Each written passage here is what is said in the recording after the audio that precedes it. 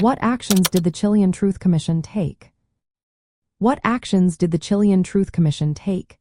This question leads us into a significant chapter of Chile's history. The Chilean Truth Commission, officially known as the National Commission for Truth and Reconciliation, was formed in 1990. This was right after the end of Augusto Pinochet's military dictatorship. The Commission's main goal was to look into human rights violations that happened during those dark years. It focused on disappearances, executions, and torture that affected many Chileans. The Commission launched a nationwide investigation to gather facts about these violations. It collected testimonies from victims and witnesses, allowing them to share their stories. This was an important step in acknowledging the pain experienced by thousands of Chileans. It also helped to preserve the memory of those who were lost. In 1993, the Commission released its final report, commonly known as the Rettig Report. This document outlined the findings of the abuses and identified many victims. It provided a detailed account of the human rights violations committed by the Pinochet regime. The report also included recommendations for reparations and institutional reforms. One key recommendation was the establishment of a national corporation for reparations and reconciliation. This organization aimed to provide ongoing support to victims and their families.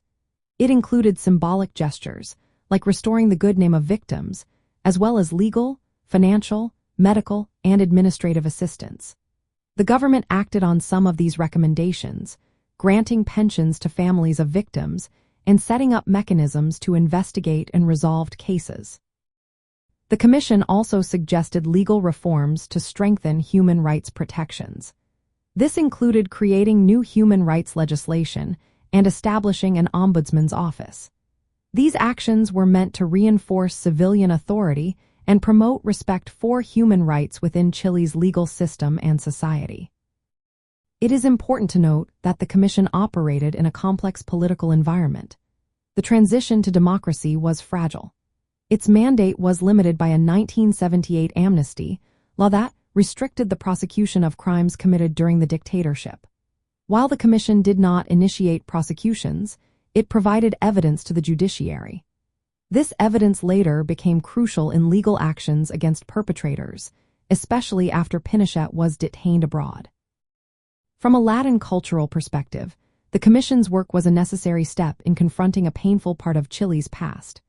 It aimed to restore dignity to victims and begin healing a society deeply affected by years of repression. The focus on truth-telling, reparations, and institutional reform reflects values of justice and reconciliation that are vital in Latin American contexts. These efforts are essential for building social cohesion and democratic stability. In summary, the Chilean Truth Commission investigated past abuses, documented victims, recommended reparations, proposed legal reforms, and helped lay the groundwork for ongoing justice efforts. This was all while navigating the delicate balance of political realities during Chile's transition to democracy.